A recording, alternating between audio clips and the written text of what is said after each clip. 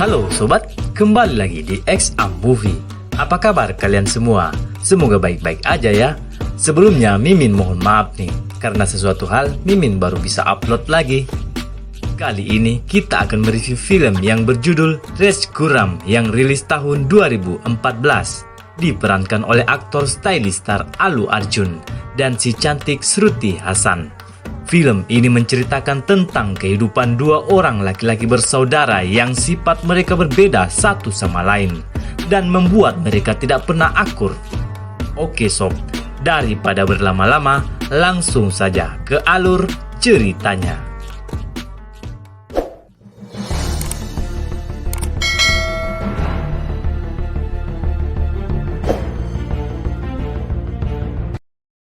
Di awal film memperlihatkan sebuah keluarga yang mempunyai dua orang anak laki-laki. Sang kakak bernama Ram Prasad dan adiknya bernama Laksman. Namun si Laksman lebih suka dipanggil Laki. Ram adalah anak yang penurut dan juga berprestasi, sedangkan adiknya si Laki adalah anak yang nakal dan pembangkang. Kedua saudara ini selalu bersilang pendapat. Laki sering terlibat perkelahian dan pulang dalam kondisi babak belur. Sedangkan kakaknya selalu pulang dengan membawa kebanggaan kepada orang tuanya. Kondisi ini pun berlanjut meski mereka sudah sama-sama dewasa. Ram yang semenjak kecil sudah berprestasi kini menjadi seorang inspektur polisi yang jujur dan mengabdikan dirinya untuk negaranya. Sedangkan adik laki-lakinya tumbuh bergaya preman di daerahnya. Meski bergaya preman, Laki tetap santun dan berperilaku baik kepada setiap orang. Laki mempunyai paman pemilik kedai teh yang sudah seperti orang tuanya. Namun suatu ketika, si paman ini merasa dimanfaatkan oleh Laki. Namun cuma salah paham karena Laki sangat menyayangi keluarga si paman ini.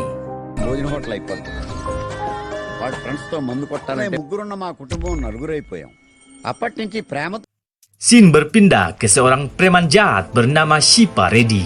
Dia dan anak buahnya sedang menahan beberapa polisi. Kemudian dia memaksa seorang petugas polisi yang bernama Rajib untuk membunuh komandannya sendiri yang bernama Samir untuk menyelamatkan nyawa petugas lainnya. Shipa Reddy tiba-tiba memberikan tembakan yang mengejutkan yang membuat Pak Latif menembak Samir hingga tewas.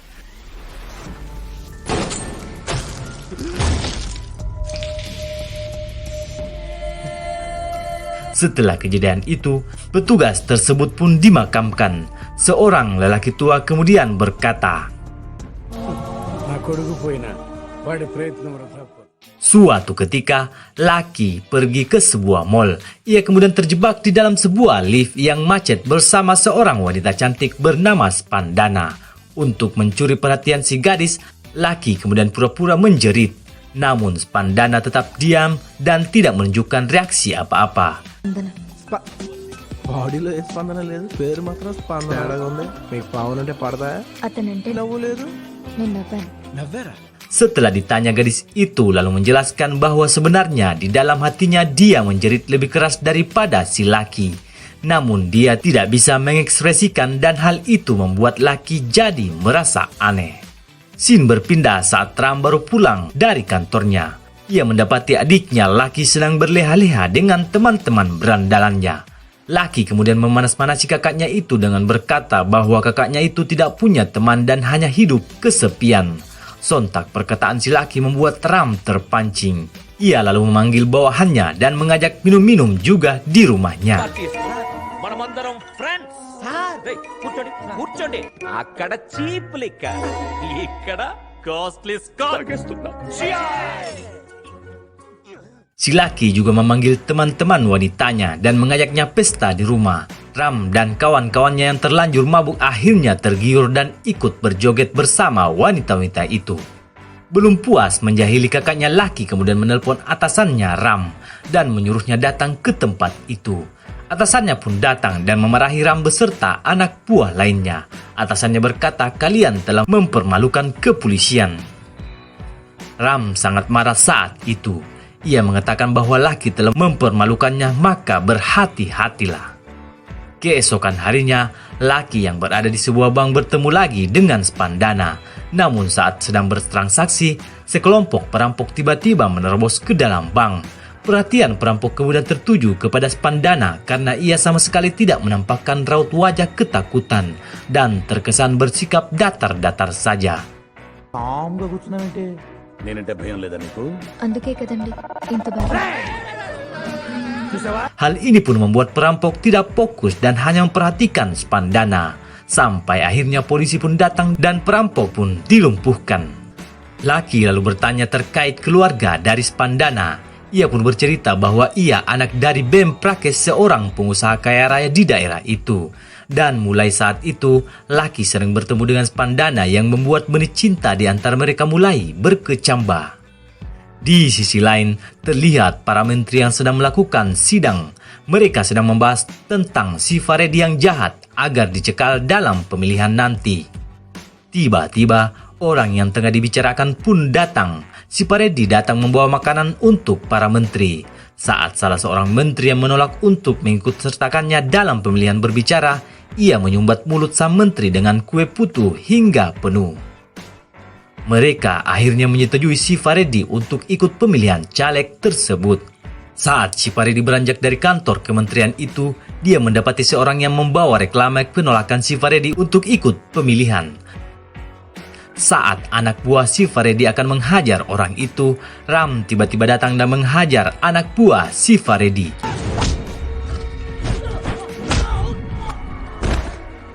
Si Faredi tersulut emosi, namun karena di sana banyak awak media yang meliput, ia pun mengurungkan niatnya dan memilih untuk pergi. Suatu hari, Laki sedang nongki bersama Spandana di kedai pamannya. Di saat yang sama, Kitu, anak dari pamannya, tertabrak bajai ketika sedang melintas. Laki yang panik menghentikan sebuah mobil yang sedang melintas dan ternyata di dalamnya adalah Menteri Dalam Negeri bernama Governdan. Ia pun segera membawa anak itu ke rumah sakit menggunakan mobil Pak Menteri. Sesampainya di rumah sakit, Governdan lalu mengangkat Kitu ke seluncuran dan tak sengaja terlihat oleh awak media. Mereka yang melihat kejadian itu lalu mewawancarai Pak Menteri Governdan. Wartawan bertanya apakah itu kerabat atau saudaranya. Namun Gover yang masih shock tidak bisa menjawab. Laki pun keluar dan memberikan keterangan pers dan menjelaskan bahwa anak itu bukanlah siapa-siapa Pak Menteri. Pak Menteri hanya menolong anak itu dengan sukarela membawanya ke rumah sakit. Dia melakukan hal baik dan patut menjadi pemimpin. Sejak saat itu, sang menteri viral di berbagai media, TikTok, Facebook, Twitter, YouTube, dan media televisi.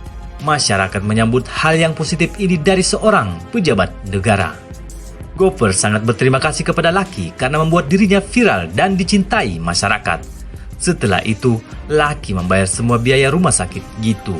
Ayah Gitu pun merasa bahwa dirinya salah menilai Laki selama ini dan mengucapkan banyak terima kasih kepada Laki. Spandana memberitahukan kepada ayahnya bahwa dirinya jatuh cinta kepada seorang laki-laki bernama Laki. Ayahnya pun langsung menemui Laki di suatu tempat. Namun saat berbincang, tiba-tiba Laki diserang sekelompok orang yang ternyata itu adalah ayah dari keluarga dari mantan pacar Laki.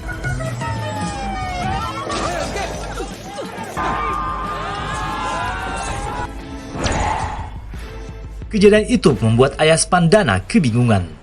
Setelah kejadian itu, Laki malah mendatangi rumah Spandana. Ayah Spandana terlihat marah-marah kepada Laki disebabkan kejadian yang menimpanya kemarin. Dan ternyata diam-diam Ram telah menghubungi ayah Spandana yang mengatakan bahwa Laki adalah laki-laki yang tidak baik. Hal itu membuat Laki hanya terdiam. Setelah itu, Laki pulang dan marah kepada kakaknya. Laki berkata bahwa ini adalah sebuah kecemburuan dari Ram yang tidak bisa mendapatkan wanita, sehingga ia berkata yang tidak-tidak kepada ayah Spandana. Ram lalu menjawab bahwa itu adalah balasan atas apa yang telah Laki lakukan sebelumnya kepada Ram.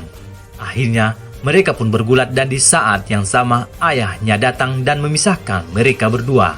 Tiba-tiba ibu Laki menebok Laki. Laki pun pergi dan berjanji akan membalas dendam kepada kakaknya karena telah membuatnya ditampar oleh ibunya.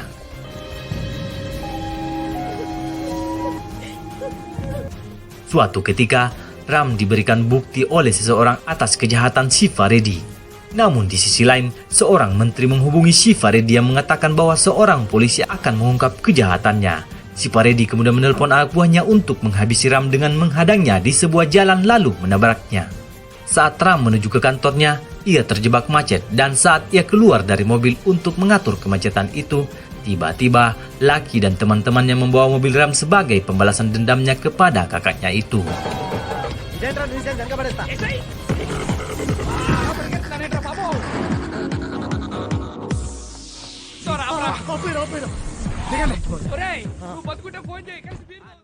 Saat melintas di sebuah jalan di lereng gunung, mobil yang dikendarai Lucky mendapat hantaman dari 3 arah sekaligus yang membuat jeepnya terpental ke dalam jurang. Namun beruntung, Lucky berhasil keluar dan lolos dari kecelakaan maut itu.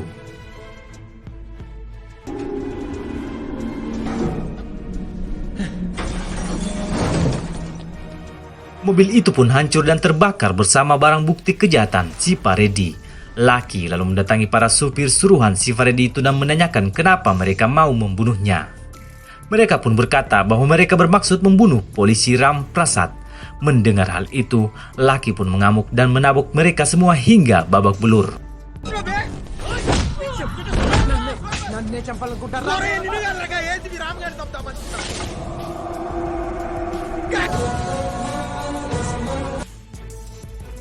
Lucky kemudian lanjut bertanya siapa dalang dari semua ini. Dengan terpaksa, mereka mengaku bahwa mereka adalah suruhan si Faredi. Lucky kemudian mengendarai salah satu truk dan menghampiri si Faredi yang sedang kampanye akbar. Lucky dengan aksi gilanya menarik si Faredi dari dalam mobilnya. Lucky kemudian membawa si Faredi ke pinggir jurang dan menggantungnya terbalik.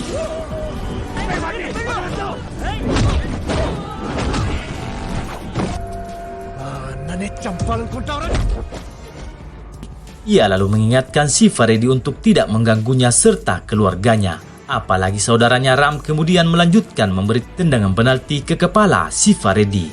Kejadian itu pun viral dan menjadi trending topik di siaran berita. Ayah si Faredi lalu datang menemui anaknya yang sudah bonyok. Ayah si Faredi pun mengerahkan anak buahnya untuk mencari laki-laki yang berani mengutak-atik anaknya. Hal itu sampai di telinga Lucky. Lalu Lucky segera menemui ayah si Faredi. Ayah si Faredi pun kaget karena yang dicari malah muncul di hadapan batang hidungnya. Dalam hati ia bertanya-tanya kenapa orang ini tidak ada takutnya sama sekali ya. Lucky kemudian mengatakan bahwa dirinya telah menghajar si Faredi. Lucky mengajak ayah si Faredi mengobrol dan menceritakan kronologinya. Ia lalu menjelaskan dari awal hingga akhirnya ia merombak muka anaknya itu. Lucky juga berkata jika terjadi sesuatu kepadanya dan keluarganya maka tahu sendirilah akibatnya. Setelah itu, Lucky pun pamit pergi dari tempat itu. Namun saat beranjak salah satu anak buah dari ayah si Faredi tiba-tiba menyerang Lucky. Dan inilah yang terjadi.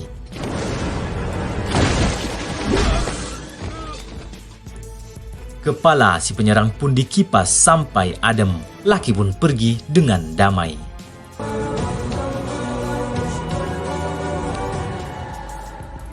Setelah keluar dari rumah sakit, si Faredi pun terpilih menjadi ketua menteri. Ia sangat senang dan sangat bangga saat itu. Dirasa itu waktu yang tepat, dia pun memanfaatkan hal itu untuk membalas dendam kepada keluarga Lucky. Pertama, ia menyewa seorang gadis. Gadis ini disuruh tampil di acara reality show. Ia mengaku bahwa suaminya telah dibunuh dan dirinya dituduh selingkuh. Ketika melaporkan kepada polisi, polisi ini malah meminta jatah kepadanya untuk melayani polisi ini. Wanita ini membeberkan nama polisi ini adalah Ram Prasad. Hal ini memancing emosi netizen dan membuat Ram Prasad salah di mata masyarakat. Atas hal ini Ram kemudian diskors dari kepolisian. Tidak sampai di situ, rezim si Faredi lalu memanfaatkan kekuasaannya dengan mengklaim bahwa rumah keluarga Ram Prasad dibangun di atas tanah yang ilegal dan lahan itu milik pemerintah. Sehingga rumah yang di atas tanah itu harus diratakan dengan tanah. 2 గంటల టైం ఇస్తా వెళ్ళి చెప్పించు.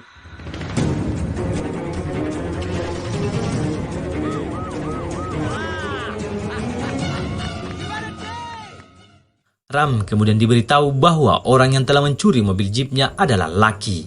Lucky mengakui itu adalah kesalahannya, tapi ia mengatakan bahwa andaikan ia tidak mencuri mobil itu maka Ram akan terbunuh. Namun Ram berkata Lucky tidak berusaha untuk menyelamatkan hidupnya, malah membahayakan keluarga mereka. Lucky pun diusir dari sana.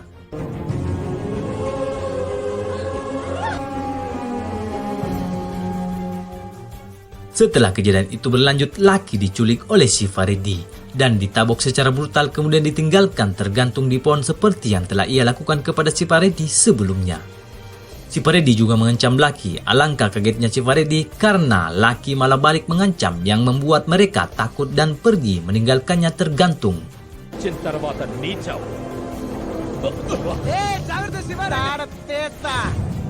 Power మంత్రి దేవుడా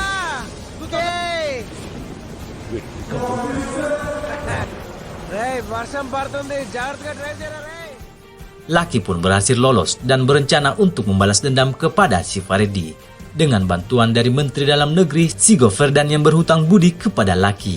Laki kemudian membuat skenario seolah-olah dirinya sekarat dan ditemui oleh Pak Menteri. Seorang dokter palsu pun mengklaim bahwa hidup Laki sisa sehari.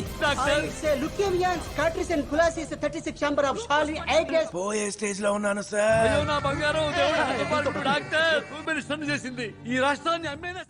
Pak Menteri lalu berjanji akan mengabulkan semua permintaan Laki sebelum wafat. Laki lalu mohon untuk dilantik sebagai petugas polisi khusus dan meminta Goverdan untuk mendoakan dia selama 12 jam agar ia bisa bertahan hidup lebih lama. Permintaan ini pun dikabulkan oleh Goverdan. Saat itu juga, Goverdan mengumpulkan petinggi polisi. Mereka diminta untuk menyetujui Laki menjadi polisi khusus 24 jam saja. Laki ditugaskan untuk memimpin tim polisi yang sebenarnya sudah lama vakum. Kepolisian khusus itu sebelumnya dipimpin oleh Kill Bill Pandey. బాగా ఫ్రస్ట్రేషన్ లో ఉన్నా. అదే ఢిల్లీలో gang rape చేసినోండి అడ్డంగా నరికేయకుండా మేపుతున్న kill bill Pandey. మీరు డ్యూటీకి బాగా కనెక్ట్ అయ్యారు. Dalam sebuah perjalanan, Ram Prasad dan keluarganya tiba-tiba ditabrak oleh sebuah mobil suruhan si Faredi. Mereka pun terpojok dan terjebak di dalam mobil. Spandana berusaha membuka pintu namun tidak bisa. Di saat yang sama, mobil yang tadi menabrak mencoba menabrak mereka kembali. Namun sang polisi 24 jam datang menyelamatkan keluarga dan pacarnya itu.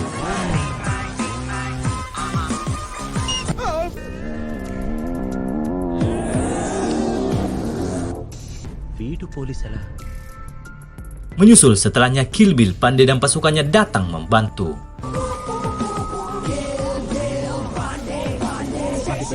Special team కదా స్పెషల్ గా నేనే డిజైన్ చేశాను. వేరింది idea. Thank you very much. అందరికీ జీప్ లో place. Tapi bukannya mengamankan, Kill Bill malah menembak penjahat itu. Hal itu membuat Ram marah karena dirasa melanggar HAM. Namun Laki malah memerintahkan Kill Bill mengurung Ram untuk mengamankannya. Laki kemudian melanjutkan rencananya dengan menargetkan pabrik-pabrik milik si Faredi. Di saat mereka mendatangi pabrik minuman keras si Faredi, Laki mendapat telepon dari si Faredi. Kemudian Laki mengurungkan niatnya karena mendapat telepon dari si Faredi. Mereka pun melanjutkan menggerebek pabrik obat-obatan palsu milik si Faredi. Dan lagi-lagi ia mendapat telepon dari si Faredi. Laki pun meninggalkan pabrik itu dengan tenang. Saat sampai di kantor polisi, Laki menelpon si Faredi karena mereka salah terus menggerebek pabrik. Ia kemudian meminta daftar pabrik yang dimiliki oleh si Faredi agar anggotanya tidak salah menggerebek lagi.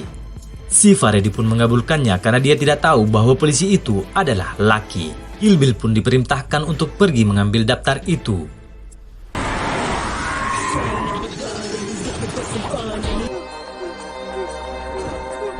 Miss అయిందనుకో. లిస్ట్ నీ స్టైల్ నాకు నచ్చింది. లిస్ట్ నీకు కొంచెం ఎర్లీగా స్టార్ట్ అవుతుంది.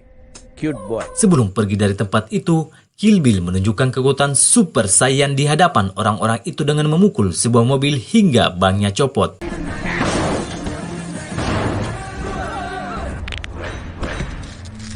కట్అవుట్ చూసి కొన్ని నమ్మే.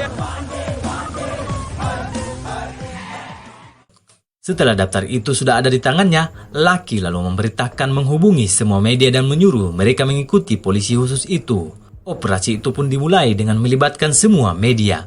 Operasi dimulai dengan menggerebek pabrik minuman keras milik si Faredi, dan pabrik itu pun resmi ditutup. Operasi dilanjutkan dengan mendatangi pabrik obat-obatan palsu, semuanya diliput. Bahkan obat-obatan palsu dibakar dan disiarkan secara live di televisi. Akhirnya pabrik ini pun juga resmi ditutup. Selanjutnya di pabrik pupuk milik si Faredi, yang ternyata pabrik itu adalah tempat penyelundupan narkoba. Hal itu pun disiarkan ke seluruh televisi, bahkan membuat gempar negara itu. Di sisi lain, si Paredi yang sedang bersenang-senang lalu anak buahnya datang membawa kabar tak sedap. Dia kaget mengetahui yang telah terjadi bahwa semua pabriknya telah ditutup. Dan Kill Bill pandai itu telah menipu dirinya.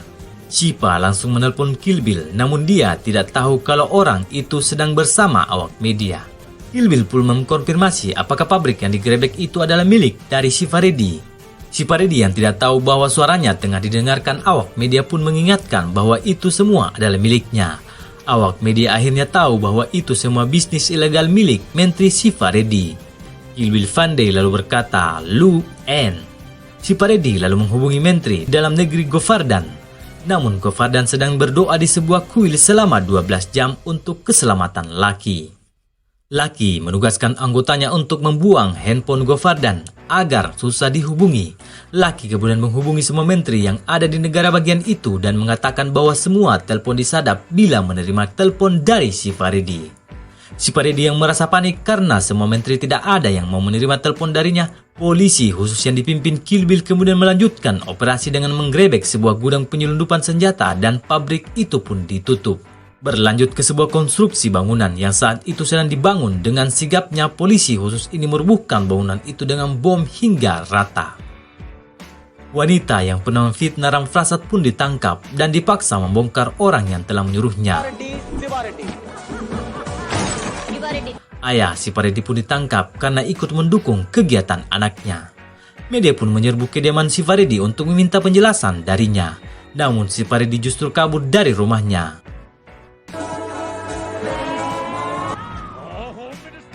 Govardan sebagai Menteri Dalam Negeri pun dipanggil oleh CM alias Central Minister. Dia menanyakan siapa yang ditunjuk oleh Govardan. Kenapa bisa membuat kehebohan sebesar ini? Govardan lalu menjawab bahwa dia adalah seorang penderita kanker yang ingin menjadi polisi dan melakukan baktinya selama 24 jam saja. CM yang kesal memerintahkan Govardan untuk memecat Lucky dan menangkapnya. Namun para polisi yang diminta menangkap Lucky justru melawan Govardan serta tidak mau menuruti perintahnya. Govardan yang tidak berhasil membujuk polisi-polisi itu akhirnya mendatangi Ram untuk menghentikan Lucky. Namun justru Ram bangga atas aksi Lucky yang mengungkap semuanya. Si Paredi yang kabur namun berhasil ditangkap oleh Kill Bill Pandai. Si Paredi dengan polosnya bertanya siapa sebenarnya dalang dari semua ini. Kill Bill lalu berkata, "Tanyakan sendiri ke hatimu, maka kamu akan mengetahuinya." Sound విను, విజువల్ నీకే కనిపిస్తుంది, నీకే వినిపిస్తుంది.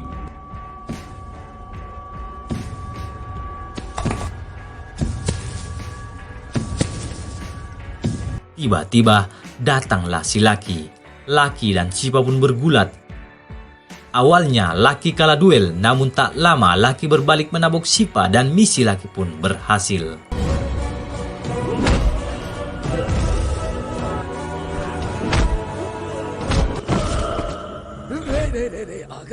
Lucky dan Shiva pun ditahan oleh kepolisian. CM lalu datang menemui mereka. Ramprasad kemudian diperintahkan untuk menghukum adiknya. Namun Ramprasad malah membela Lucky adiknya dan mengatakan kalau Anda menangkap Lucky dan mengungkap semua ini, apa kata masyarakat?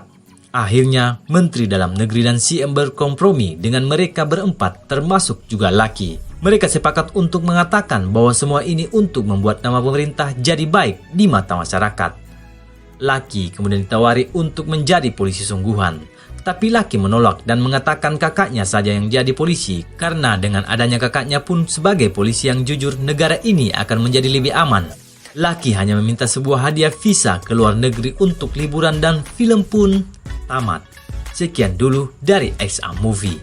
Jangan lupa like, comment, and share ya sob. Bye-bye.